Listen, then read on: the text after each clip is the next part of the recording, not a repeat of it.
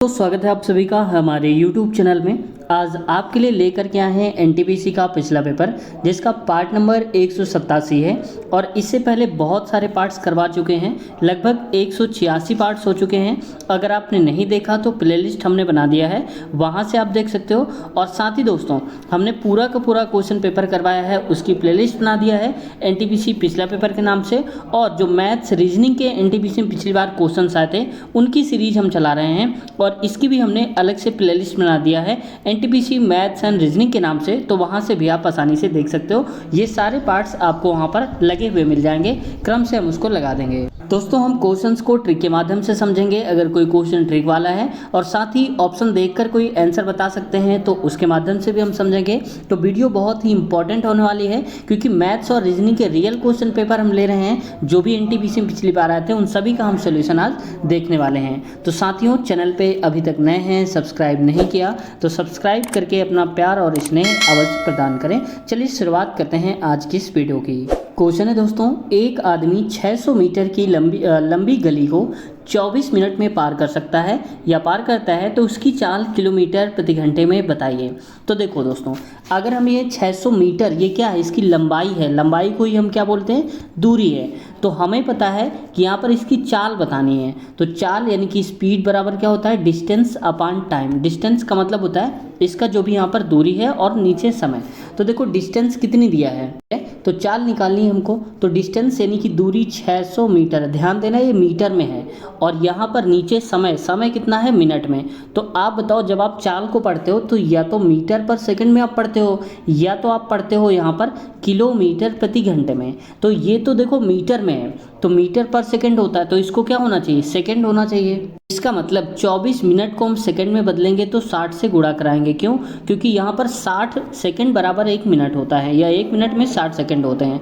अब ये तो हो गया यहाँ पर मीटर पर सेकंड के हिसाब से, लेकिन यहाँ पर देखो मैं एक साथ चेंज कर देता हूँ, किलोमीटर, चलो छोड़ो। अच्छा ये जो चाल हम निकालेंगे मीटर पर सेकंड में निकलेगी, बाद में इसको कन्वर्ट कर लेंगे।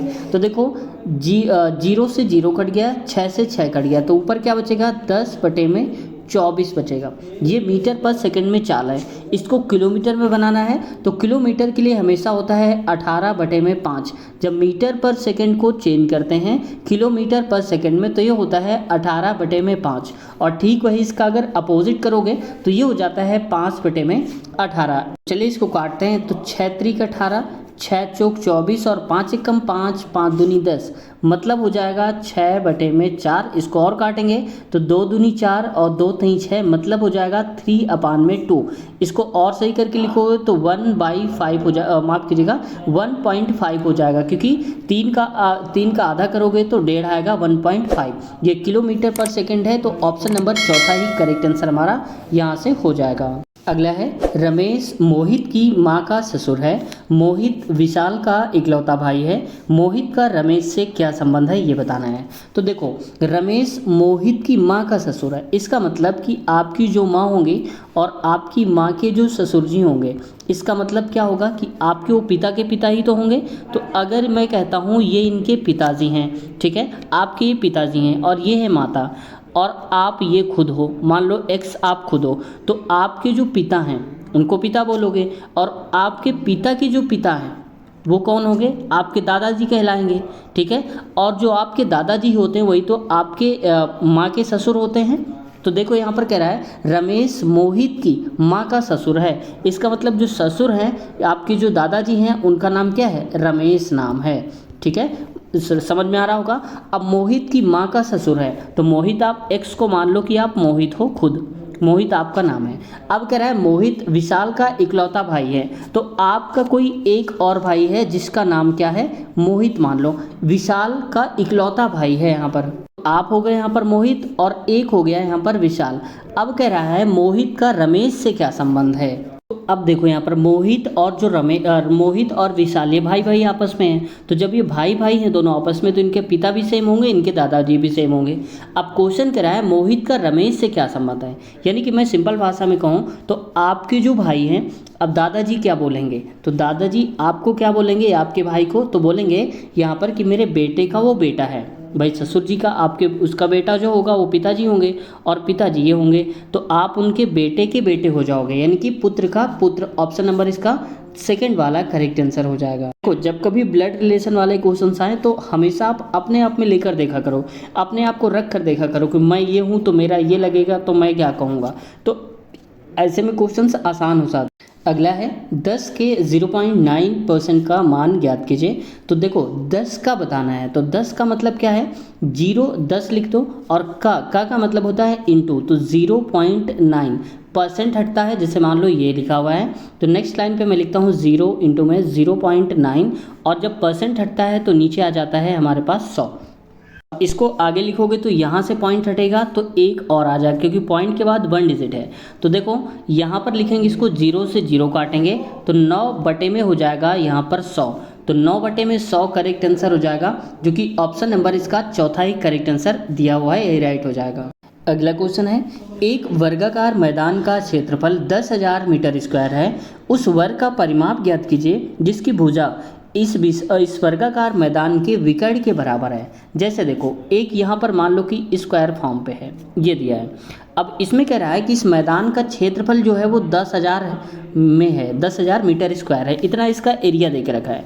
अब इसका परिमाप बताना है, यानी कि ये पूरा बॉर्डर बताना है, लेकिन इसकी भुजा वर्गाकार मैदान के विकर्ण के बराबर है। कहने का मतलब है कि अगर मैं यहाँ पर ये कह देता हूँ कि ये 5 है अगर, तो इसका जो विकर्ण होगा ये वाला, ये भी 5 है। समझ में आ रहा है, यानी कि भुजा और विकर्ण दोनों सेम है, 5 जरूरी नहीं, मैंने मान लिया है कि जो यहाँ पर होगा वो यहाँ पर होगा।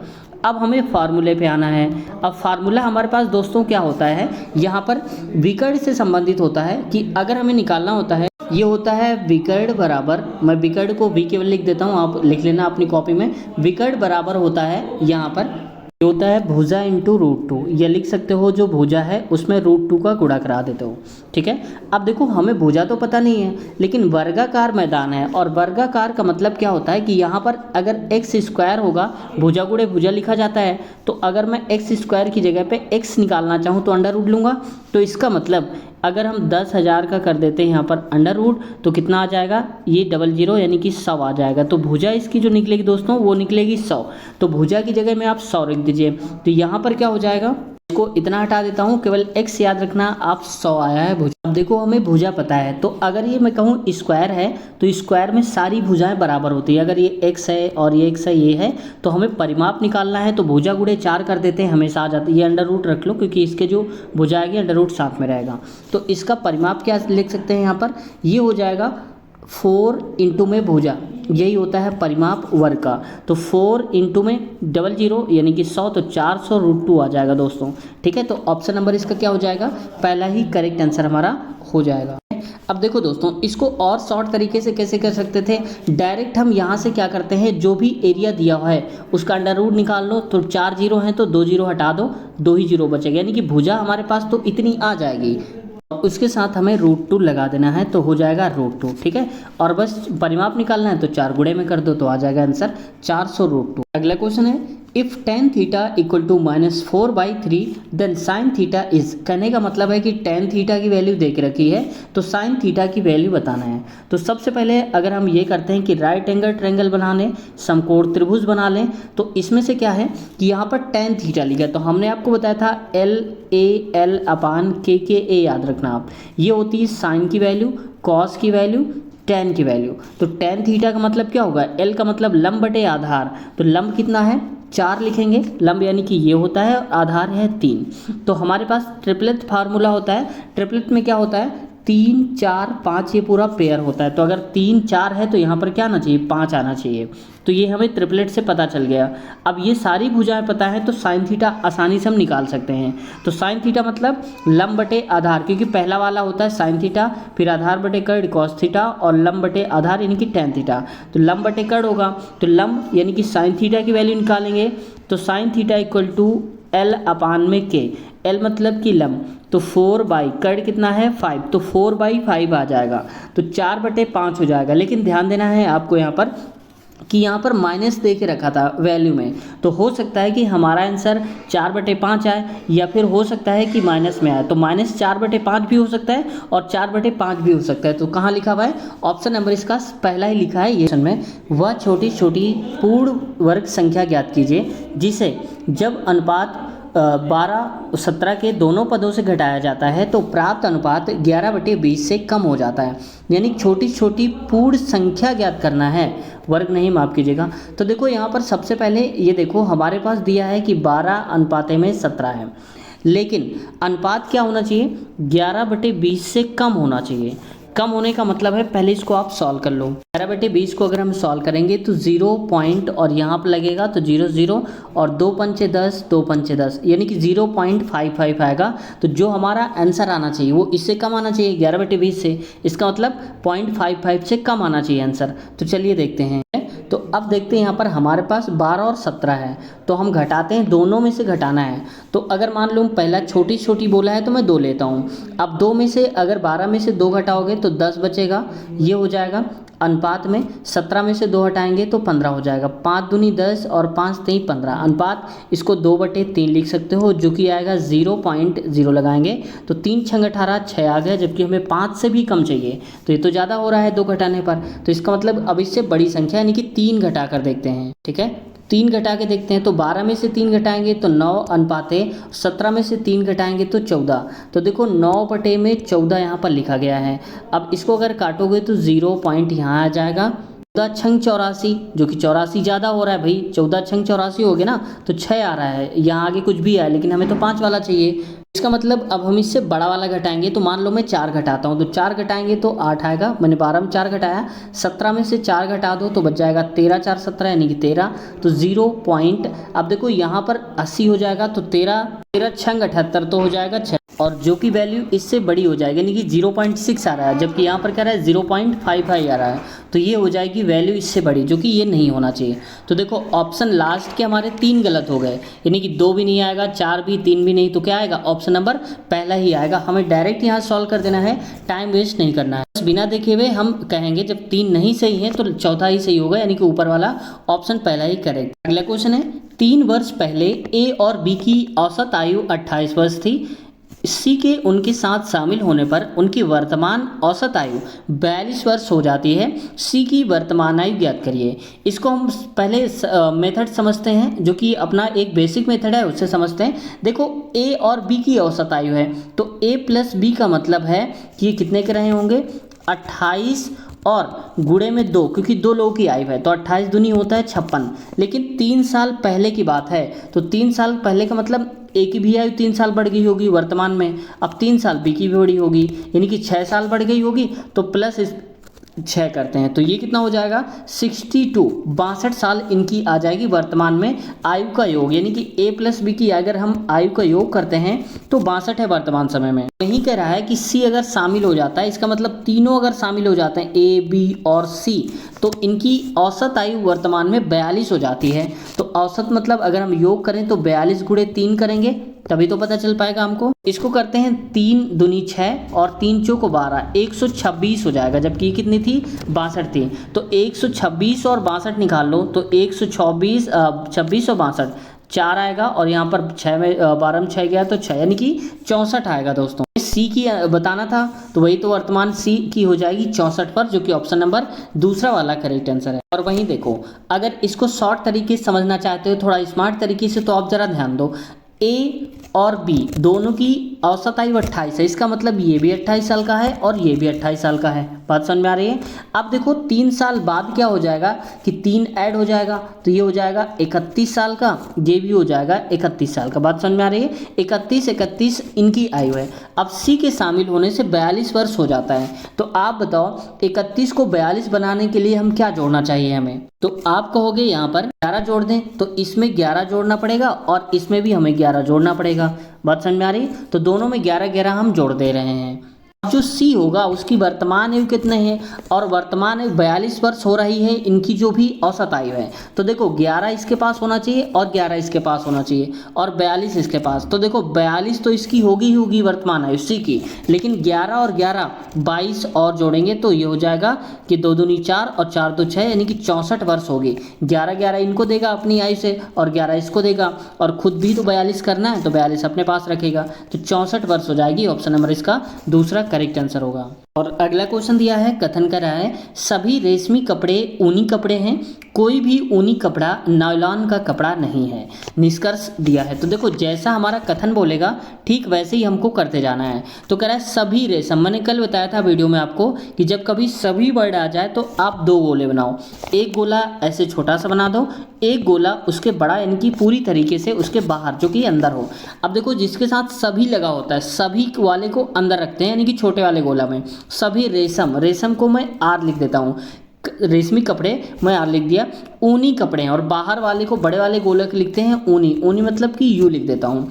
अब दूसरा क्या कह रहा है स्टेटमेंट, कोई भी ऊनी कपड़ा नायलॉन कपड़ा नहीं। इसका मतलब कि जब नहीं वर्ड आता है तो एक अलग गोला बनता है, इस प्रकार से बिल्कुल अलग होगा जो कि टच नहीं होगा। तो कह रहा है कोई भी ऊनी कपड़ा नायलॉन कपड़ा नहीं है, तो इसको मैं नायलॉन को कर देता हूँ। देखो नायलॉन वाला गोला ऊनी यानी कि यू में नहीं टच हो रहा, नहीं हो रहा ना, तो जब इस पूरे यू में ही टच नहीं हो रहा तो आर में तो टच होने का सवाल ही नहीं है। अब आते हैं निष्कर्ष में, कह रहा है कोई भी रेशमी कपड़ा नायलॉन का कपड़ा नहीं है। तो देखो कोई भी रेशमी कपड़ा यानी कि कोई भी आर एन में टच नहीं हो रहा है, नायलॉन कपड़ा नहीं है, तो बात तो सही कह रहा है। इसका मतलब कि पहला वाला सही कह रहा है। दूसरा कह रहा है सभी ऊनी कपड़े रेशमी कपड़े हैं, यानी कि जितनी भी यहाँ पर यू हैं ये सब के सब आर के अंदर आते हैं। तो उल्टा नहीं बोल दिया क्या, इसमें भाई आर जो है वो यू के अंदर आता है और यू के आर के अंदर यू नहीं आएगा। जैसे किचन होता है वो घर के अंदर आता है, लेकिन किचन के अंदर घर नहीं आ सकता। तो वैसे यू एक पूरा घर है और आर एक किचन है। जबकि स्टेटमेंट में क्या बोला है, सभी ऊनी कपड़े रेशमी कपड़े हैं, तो ये यू तो बहुत बड़ा होता है, ये तो घर है, और आर यहाँ पर नहीं आ पाएगा, तो ये तो गलत बोल दिया। तो केवल स्टेटमेंट फर्स्ट सही है, तो केवल निष्कर्ष पहला पालन करता है, ऑप्शन चौथा, यही हमारा करेक्ट आंसर हो जाएगा। अगला क्वेश्चन है, देखो दोस्तों आप लोग कहते थे कि सर पूरे ऑप्शंस को मिटा दिया करिए जो यहाँ पर सही वाला ऑप्शन है, तो मैंने देखो पूरे हटा दिए। अब आपको पता नहीं चल पाएगा इनमें से कौन सा वाला सही है, तो इसलिए आप भी ट्राई किया करो, ठीक है। और दोस्तों वीडियो को आप लोग सब्सक्राइब नहीं करते हो, चैनल को कंजूसी कर जाते हो, इसलिए आपसे रिक्वेस्ट है सब्सक्राइब कर लिया करो, थोड़ा सा मनोबल मिलता है जब आप लोग सब्सक्राइब करते हो, ठीक है। चलिए देखते हैं, चक्रवृद्धि ब्याज की कितने प्रतिशत वार्षिक दर से 1250 रुपये की राशि 3 वर्ष में बढ़कर 1488.77 हो जाएगी। यानी कि हमारे पास जो पैसा हमने बैंक में जमा करा था 1250 रुपये, लेकिन 3 साल में क्या हुआ, कंपाउंड इंटरेस्ट में 1488 रुपये 77 पैसा बन गया। तो चलिए देखते हैं कितने दर से हमारा पैसा बड़ा होगा, ये बताना है। हमारे पास एक फॉर्मूला होता है बेसिक वाला, अमाउंट इक्वल टू प्रिंसिपल यानी कि मूलधन 1 प्लस आर बाई 100 की पावर एन, एन का मतलब जो भी टाइम दिया होता है। अमाउंट कितना है जो बाद में हो गया है, ये हो गया है 1488 रुपये 77 पैसे। मैं इसको डायरेक्ट पॉइंट हटाकर नीचे 100 लिख देता हूँ, ठीक है, बराबर में पी। तो देखो पी जो है वो यहाँ आ जाएगा, पी यहाँ से हटा करके, क्योंकि इंटू में है तो डिवाइड में हो जाएगा, तो पी की वैल्यू मैं डायरेक्ट यहाँ लिख देता हूँ 1250, बराबर में आएगा 1 प्लस आर बाई 100 की पावर एन। अब इसको अगर आप ध्यान से देखोगे यहाँ पर, इसको मैं लिख सकता हूँ 148877 अपान में 125 और गुणे में आ जाएगा यहाँ पर ये, ठीक है। अब देखो स्मार्ट तरीके से हमें कैसे सॉल्व करना है ये ध्यान दो यहाँ पर। अब इसको 3 लिख लो क्योंकि अब वैल्यू हमने रख दिया, तो यहाँ इसको आप 3 मान लो, ठीक है। अब देखो यहाँ पर 3 क्यों, क्योंकि 3 साल का दिया है। अब यहाँ पर 3 जीरो हैं, यहाँ पर तो कुछ ऐसा है नहीं ऊपर की कट जाएगा, इसका मतलब ये जीरो के फॉर्म पे बनने वाला है, क्यूब के फॉर्म पे बनेगा। तो देखो 125 होता है 5 का क्यूब, तो मैं कहता हूँ यहाँ पर 125 की जगह में आ जाएगा 5 और 1000 की जगह में आ जाएगा 10। क्यों, 10 दहम 100 दहम 1000, तो ये आ जाएगा क्यूब फॉर्म पे। अब ये जो दोस्तों क्यूब होता है 14000, ये जो यहाँ पर लिखा हुआ है 1,48,877, ये क्यूब होता है 53 का होता है, तो यहाँ पर आ जाएगा 53, यानी कि टोटल लिखेंगे 53/50 बराबर में, मैं ये जगह इतनी हटा देता हूँ यहाँ पर क्योंकि यहाँ 3 से 3 ऊपर वाला कट गया होगा, तो एक को इधर ले आओ, तो ये हो जाएगा 53/50 माइनस का 1। इसको सॉल्व कर लो क्योंकि इधर तो बचेगा r/100। अब देखो 50 को इधर भेजेंगे तो 53 - 50 हो जाएगा, तो 53 में से 50 जाएगा तो 3 बचेगा। 3 चलो मैं इधर लिख देता हूँ, 3/50 बराबर में r/100 आ जाएगा, ये 50 है। तो देखो 50 से कम 50, 50 दूनी 100, 2, तो आर की वैल्यू हो जाएगी 3 गुणे में 2 बराबर में 6%। तो 6% आएगा, ऑप्शन नंबर इसका पहला ही करेक्ट आंसर होगा। तो उम्मीद है आप समझ गए होंगे। अगला क्वेश्चन है यहाँ पर के जी एन वी आर और एस एक दूसरे से समान दूरी पर यानी कि बराबर बराबर दूरी पर उत्तर दिशा की ओर मुंह करके बैठे हैं। ठीक है भाई, आर और एस मध्य में बैठे हैं यानी कि बीच में बैठे हैं, और जी और के सिरों पर यानी कि किनारे किनारे पर बैठे हैं।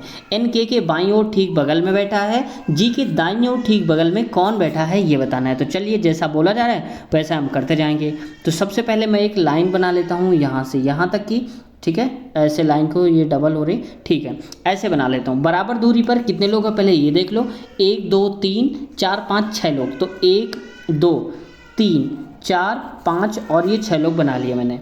अब यहाँ पर जैसा बोला जा रहा है हम वैसा ही करेंगे, लेकिन हम सबसे पहले उसको लिखेंगे जो फिक्स है हमारे पास। तो देखो आर और एस मध्य में बैठे, मध्य का मतलब 2 इधर छोड़ दो 2 इधर, तो बीच वाले ही तो बचे, ये बीचों बीच होगा। तो अब देखो कह रहा है आर और एस मध्य में बैठे हैं, आर यहाँ एस यहाँ, लेकिन ऐसा भी हो सकता है कि यहाँ पर एस बैठ जाए यहाँ पर आर बैठ जाए, हो सकता है ना। तो लेकिन आगे पढ़ो इसके, जी और के सिरों पर बैठे हैं, एन के बाईं ओर बैठा है तो के बगल में बैठा है, लेकिन ऐसा कुछ यहाँ आगे हमें नहीं दिख रहा है, तो इसलिए हम आर और एस को सीधे ही लिख देते हैं। अब आगे देखो यहाँ पर कह रहे हैं जी और के सिरों पर बैठे हैं। अब यहाँ हमें ध्यान देना पड़ेगा कि जी हो सकता है यहाँ बैठा हो, के यहाँ बैठा हो, लेकिन ऐसा हो सकता है कि के यहाँ बैठा हो, जी यहाँ बैठा हो। किनारे तो है लेकिन कौन किस तरफ है, इसके लिए हमें अगला सेंटेंस पढ़ना पड़ेगा। एन के बाईं ओर बैठा है, तो देखो दोस्तों के बाईं ओर, तो अगर मैं कह देता हूँ कि यहाँ पर बैठा दूँ और जी यहाँ पर बैठा दूँ तो के बाईं ओर तो कुछ बचेगा ही नहीं, बचेगा क्या, जबकि यहाँ तो बाईं ओर बोल रहा है। तो इसलिए हम के और जी को नहीं, के को इधर रखेंगे, जी को इधर रखेंगे। अब आगे देखो एन के बाईं ओर ठीक बगल में है, तो के बाईं ओर कौन होगा, इधर वाला होगा। कौन बैठा है, एन बैठा है, तो एन हो जाएगा यहाँ पर, ठीक है, इस प्रकार से। अब कह रहा है जी के दाईं ओर ठीक बगल में कौन बैठा है, तो पहले बाकी को देख लो। आर एस तो ये बैठे ही बैठे हैं, यहाँ पर एक बचा होगा, एक कौन बचा, वी, क्योंकि यहाँ पर सारे लेटर हैं यहाँ दिए गए, वी नहीं है। अब क्या कर रहा है, जी के दाईं ओर ठीक बगल में, तो जी कहाँ पर है, ये है, इसके दाईं ओर ठीक बगल में कौन बैठा है, ये बैठा है, यानी कि वी। तो वी ऑप्शन नंबर पहला ही करेक्ट आंसर हमारा होगा। जिस प्रकार से बोला जा रहा है हम वैसा ही करते जा रहे हैं। बीच बीच में दोस्तों मैं आपके लिए थोड़ा सा कोई क्वेश्चन देता हूँ। देखो ये रियल क्वेश्चन है जो पूछा गया था, बाज यानी कि फैल्कॉन की चाल लगभग कितनी होती है। अब आप लोगों को कमेंट सेक्शन में बताना है कि बाज की चाल कितनी होती है, ठीक है। और इसका जो आंसर है मैंने पिन कर दिया है, वहाँ पर कम्युनिटी पोस्ट मैंने डाली है, तो वहाँ से आप देख सकते हो। बहुत से लोगों ने सही जवाब भी दिया है और आप भी वहाँ पर देने की ट्राई करना, वहाँ पर इसका आंसर मिल जाएगा। कौन से शिफ्ट में पूछा गया था, किस डेट को, मैंने सारा वहाँ पर मेंशन कर दिया है, तो वहाँ पर आप टिक कर सकते हो, ठीक है। इसका जवाब वहाँ पर मिल जाएगा। अगला देखो A B B D E और C I J D P Q लिखा है, तो यहाँ क्वेश्चन मार्क की जगह पर क्या आएगा। देखो इसको स्मार्ट तरीके से मैं सॉल्व करना बताता हूँ आपको। ऑप्शन देखो पहले, तो सब में ई कॉमन है ना, तो इसका मतलब हमें पहला लेटर मिलाने की आवश्यकता नहीं है, ई आएगा, टाइम वेस्ट नहीं करना।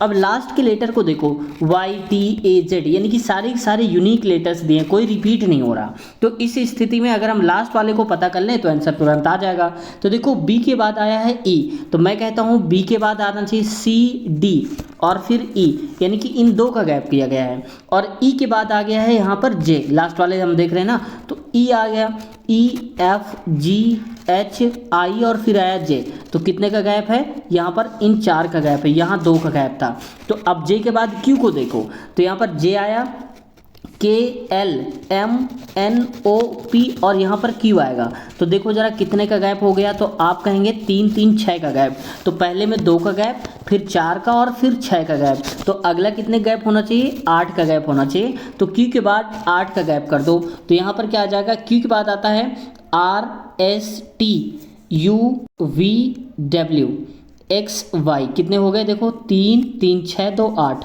वाई के बाद आता है जेड, तो जेड आएगा, तो बस लास्ट में हमारे जेड आएगा। तो देखो किस ऑप्शन में लास्ट में जेड है, केवल चौथे में है, जो कि करेक्ट आंसर हमारा हो जाएगा। देखा, तो इस प्रकार से मैं स्मार्ट तरीके से क्वेश्चंस को सॉल्व कर सकते हैं।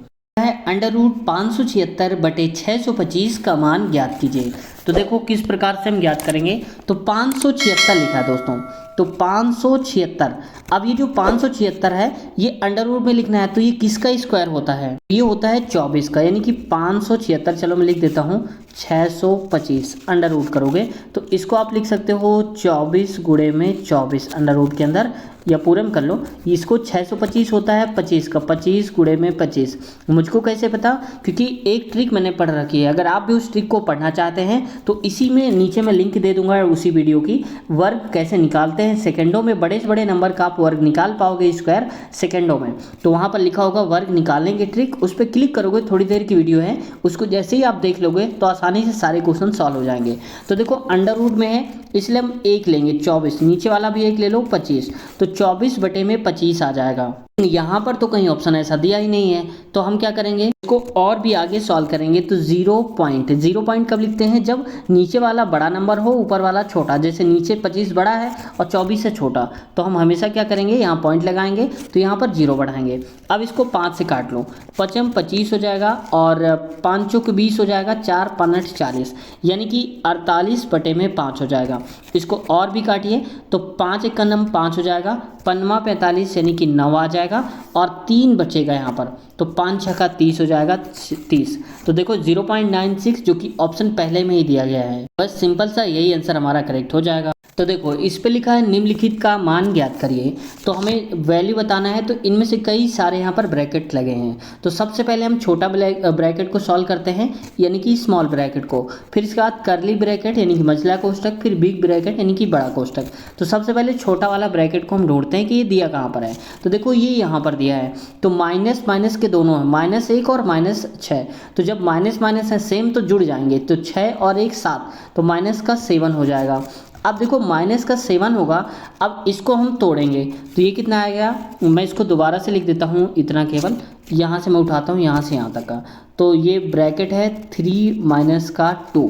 अब देखो यहाँ तो माइनस का 7 आएगा, तो जब ब्रैकेट टूटता है तो यहाँ पर इंटू लिखते हैं, तो इंटू में हो जाएगा माइनस का 7, तो 7 दूनी 14 और माइनस माइनस प्लस यानी कि 3 प्लस हो जाएगा 14, 14 आ जाएगा इतना। अब आगे देखो 14 3 17 लिख दो, तो इसका मतलब यहाँ से यहाँ तक का जो आंसर आएगा वो कितना आ जाएगा, 17 आ जाएगा। तो हम लिखेंगे यहाँ पर 5 और बिग ब्रैकेट 9 माइनस का 6, और देखो ये ब्रैकेट टूटेगा तो ये हो जाएगा इंटू में 17, ठीक है। इस प्रकार से आगे और भी लिख सकते हो आप। तो देखो यहाँ पर आ रहा है गुणा, तो 17 गुणे 6 कराएंगे, 17 छंका 102 हो जाएगा, तो यहाँ पर आएगा 102, और यहाँ पर लिखा था 9 माइनस का और ब्रैकेट के अंदर हो जाएगा 5, ठीक है। अब देखो इसका मल्टीप्लाई कराएंगे, 5 अंदर जाएगा तो इसके साथ भी मल्टीप्लाई होगा और इसके साथ भी मल्टीप्लाई होगा, लेकिन आप एक काम कर लो, इसको 9 ये छोटा है 102, इन दोनों के बीच का अंतर निकाल लो। 9 में से 102 हटाएंगे तो माइनस का 93 आएगा, मैं 93 लिख देता हूँ माइनस का, और गुणे में 5 है तो आप कर दो गुणे में 5, या डायरेक्ट कर दो आप 93 गुणे में 5 और माइनस बाद में लगा दो, तो 3 5 15 और 5 3 15, 5 45, 1 आ जाएगा 46 माइनस, तो 465 आएगा दोस्तों।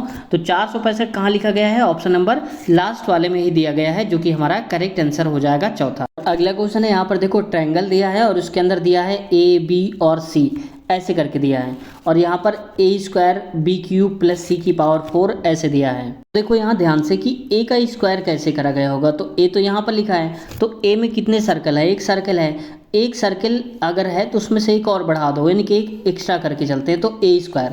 अब b में कितने सर्कल हैं, 2, तो 2 सर्कल हैं तो b² होना चाहिए, लेकिन एक बढ़ा रहे हैं तो 3 का करेंगे, यानी कि देखो 3, तो जितने भी सर्कल हैं जिस लेटर में उसकी पावर में 1 ऐड कर देना है। चलिए चलते हैं। तो देखो सबसे पहले लिखा है 2, तो 2 में कितने सर्कल हैं, 2 सर्कल, लेकिन हम एक बढ़ाएंगे यानी कि 3, फिर लिखेंगे प्लस, क्योंकि यहाँ प्लस लगा था, बी, और बी का मतलब है यहाँ पर, तो इसमें देखो कितने सर्कल हैं, तो ये हो जाएगा 4 सर्कल हैं, तो a की पावर हो जाएगा यहाँ पर 5, क्योंकि एक बढ़ाना है, प्लस यहाँ पर लिखा है 3 में कितने सर्कल हैं, 3, तो हम एक बढ़ाएंगे 4 हो जाएगा, तो 2 की पावर 3 यानी कि होता है 8, 2 दूनी 4 दूनी 8, प्लस का 1, a की पावर कितना भी कर दो हमेशा आंसर 1 आएगा, तो 3 3 का 9, 3 27, 3 क्या आ जाएगा 81 आ जाएगा।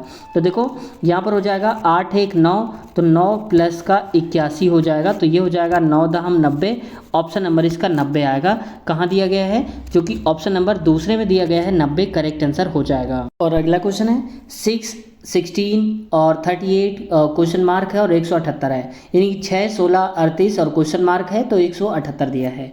तो देखते हैं इसको कैसे आया होगा। तो ज़रा ध्यान से देखो, यहाँ पर लिखा है 6, 6 के बाद हो गया है यहाँ पर 16। अगर 6 का मैं दोगुना करता हूँ तो 6 गुणे में 2, 6 दूनी हो जाएगा 12, 12 में से 4 दो 2 तो 16 आ गया। तो देखो 16 आ गया। अब 16 का दोगुना करो तो 16 गुणे में 2 कितना होता है 32, और 32 में से अब थोड़ा सा 4 जोड़ा था हमने तो 2 और बढ़ा दो यानी कि 6, तो 32 6 हो जाएगा 38। इसका मतलब समझ में आया थोड़ा सा कि हम दोगुना करके एक एक बढ़ा 2 2 बढ़ाते हुए जा रहे हैं। तो अगला नंबर जो होगा 38, तो लिखेंगे 38 गुणे में 2, तो ये हो जाएगा 38 दूनी 76, तो 76 हो जाएगा। प्लस का हमने 6 जोड़ा था, 2 बढ़ाकर 8 जोड़ेंगे तो 8 6 14। अब देखो ज़रा ध्यान से, हमें पूरा सॉल्व नहीं करना है कि लास्ट में हमारे डिजिट में 4 आएगा। तो देखो कौन से ऑप्शन में लास्ट में 4 दिया है, तो इसमें दिया है केवल, बाकी में नहीं दिया। तो बस हम यहीं से टिक करके आगे बढ़ सकते हैं, बाकी हमें करने की आवश्यकता नहीं है। तो देख लो, फिर भी अगर आप चाहते हो तो आपकी तसल्ली के लिए कर देता हूँ। 8 से 14, 7 1 8 यानी कि 84 आ गया। तो 84 ऑप्शन नंबर इसमें लिखा है, चौथे ही वाले पे करेक्ट आंसर हो जाएगा। अच्छा, मैंने आप लोगों से क्वेश्चन पूछा था कि 1 से 5 तक की सभी संख्याओं का अगर हम स्क्वायर करें तो उनका योग कितना आएगा, जोड़ने पर कितना आएगा। आप लोगों ने अभी तक जवाब नहीं दिया और उम्मीद है कि आप कोशिश ज़रूर करोगे।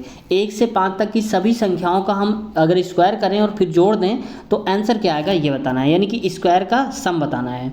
चलिए देखते हैं कितने लोग जवाब देते हैं। अगला है 36 रुपये का 1.5% बताना है किसके बराबर है। तो देख लो, 36 का मतलब होता है इंटू, और कितना 1.5% लिखा है। तो परसेंट का मतलब होता है, मैंने बताया था 36 गुणे में 1.5, और परसेंट जब भी हटता है तो नीचे 100 लिखते हैं। अब यहाँ से भी पॉइंट हटा दो तो नीचे 100 आ जाएगा। इसको पहले सॉल्व कर लो।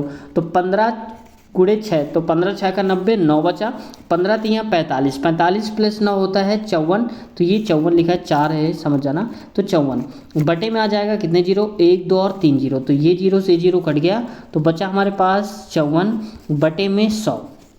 अब देखो यहाँ पर 1 बटे में 100, 2 जीरो हैं तो 2 के डिजिट के बाद पॉइंट लगा दो, तो 1 और 2 यानी कि यहाँ पर आ जाएगा 0.54 आ जाएगा। तो ऑप्शन नंबर हो जाएगा इसका पहला ही वाला करेक्ट आंसर हो जाएगा। उम्मीद है ये भी समझ में आ गया होगा। बस कठिन कुछ नहीं होता, जिसमें जो जो बोला जा रहा है हमें वही करते चला जाना है, आंसर आपका आ जाएगा। लेकिन जो फार्मूले मैंने बताए हैं वो आप ज़रूर नोट करते चलो, ठीक है। जैसे बताया अभी कि परसेंट जो हटता है वो नीचे 100 आता है, ये भी याद रखना, फार्मूला नहीं लेकिन ये एक अच्छा सा टॉपिक के अंदर पॉइंट समझ सकते हो आप। अगला क्वेश्चन है, एक विशिष्ट कूट भाषा में सूप को 1 2 3 4 और रॉन्ग को 6 5 और 2 7 8 लिखा जाता है, तो उसी कूट भाषा में PUNG को किस प्रकार से लिखेंगे। जरा देखो, एस की जगह पे 1 आया है, ओ की जगह पे आया है 2। कैसे, देखो यहाँ पर भी ओ है तीसरे नंबर पे, यहाँ तीसरे में भी 2 है, इसका मतलब ओ का कोड हो गया 2।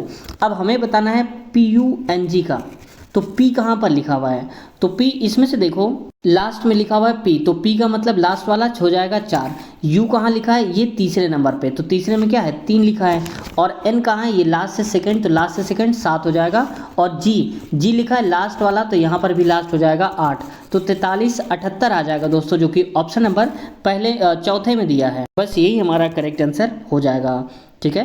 तो साथियों, आज के हम क्वेश्चंस को यहीं तक रखते हैं। इसके आगे वाले क्वेश्चन जो हैं बच रहे हैं उनको हम कवर कर लेंगे नेक्स्ट पार्ट में, और अगले पार्ट की लिंक आपको इसी वीडियो के नीचे डिस्क्रिप्शन में मिल जाएगी, वहां से आप आसानी से देख सकते हो। या फिर किसी भी प्रकार का डाउट है, कोई कुछ कहना चाहते हो, पूछना चाहते हो, या फिर कुछ सुझाव देना चाहते हैं तो कमेंट्स कर सकते हैं। आपके कमेंट्स का स्वागत है, और जितने भी लोगों ने अब तक कमेंट्स करे हैं हमने उन सब का रिप्लाई दिया है, तो आपकी भी रिप्लाई देने की हम पूरी कोशिश करेंगे। साथ ही दोस्तों, हमने बहुत सारे क्वेश्चंस करवा दिए हैं, जितने भी लगभग पूछे गए थे एनटीपीसी में, सारे के सारे पूरे क्वेश्चन पेपर हमने करवाए, यानी कि 1 से उठाया है 100 तक के करवाए हैं। सारे सब्जेक्ट के आते जा रहे हैं, एक साथ हमने करवाया है। और ये जो बाद वाली वीडियोस हैं इनके में हम मैथ्स रीजनिंग केवल ले रहे हैं, लेकिन इस पहले वाले पार्ट्स में हमने सारे करवाए हैं एक तरफ से, 1 2 3 4 पूरे जो भी आया है किसी सब्जेक्ट का हमने सारे करवाए हैं, चित्रों के माध्यम से भी समझाया है, साथ ही करंट अफेयर को अपडेट करके 2025 के हिसाब से भी बताया है। तो अगर आप उस वीडियोज़ को देखना चाहते हैं जितने भी पार्ट्स हैं, तो प्लेलिस्ट हमने बना दिया है एनटीपीसी पिछला पेपर के नाम से, तो वहाँ से आप देख सकते हो। और ठीक वैसे ही ग्रुप डी के बहुत सारे हमने क्वेश्चन पेपर करवाए हैं, प्रीवियस ईयर का सोल्यूशन करवाया है, तो उसकी भी प्लेलिस्ट आपको मिल जाएगी ग्रुप डी पिछला पेपर के नाम से, तो उसको भी आसानी से आप देख सकते हो। इसमें हम केवल मैथ्स और रीजनिंग के क्वेश्चंस ले रहे हैं, तो इसमें भी हम कवर करेंगे मैथ्स और रीजनिंग की, और इसकी भी प्लेलिस्ट हम अलग से बना देंगे मैथ्स एंड रीजनिंग के नाम से, एनटीपीसी मैथ्स एंड रीजनिंग। तो वहाँ से आप ये सारे पार्ट्स भी देख सकते हो। साथ ही जो भी क्वेश्चन होते हैं, जो भी एग्जाम सेंटर पर एग्जाम चल रहे होते हैं रेलवे के, उनका हम सेंटर पर जाकर रिव्यू लेते हैं। तो अगर उस रिव्यू की वीडियोज़ को देखना चाहते हो तो प्लेलिस्ट बना दिया हमने एग्जाम रिव्यू के नाम से, वहाँ से देख सकते हो। और जितने भी यहाँ पर पेपर एनटीपीसी और ग्रुप डी के होंगे आने वाले समय में, तो उन सभी का हम रिव्यू लेंगे एग्जाम सेंटर पर जाके, बच्चों से पूछेंगे किस टाइप का क्वेश्चन आता है, तो उनको भी आप आसानी से देख सकते हो। तो अगर आप देखना चाहते हैं उन वीडियोस को तो प्लेलिस्ट देख लेना, या फिर चाहे एनटीपीसी और ग्रुप डी या फिर एग्जाम रिव्यू के नाम से सारे वीडियोस की एक एक लिंक मैं दे दूंगा डिस्क्रिप्शन बॉक्स में, वो वहाँ से भी आप देख सकते हो। तो साथियों, चैनल पे अभी तक नए हैं, सब्सक्राइब नहीं किया तो आपसे रिक्वेस्ट है चैनल को सब्सक्राइब कर लीजिए, साथ ही बेल आइकन भी दबा लीजिए, ताकि जब भी हमारी अगली वीडियो आए तो आपके पास नोटिफिकेशन पहुंच जाए और आप वीडियोज को सबसे पहले देख पाएं। तो अगले पार्ट की लिंक डिस्क्रिप्शन में नीचे है। अपना ख्याल रखिए, क्लिक करिए। फिर मुलाकात करते हैं। Take care, bye bye.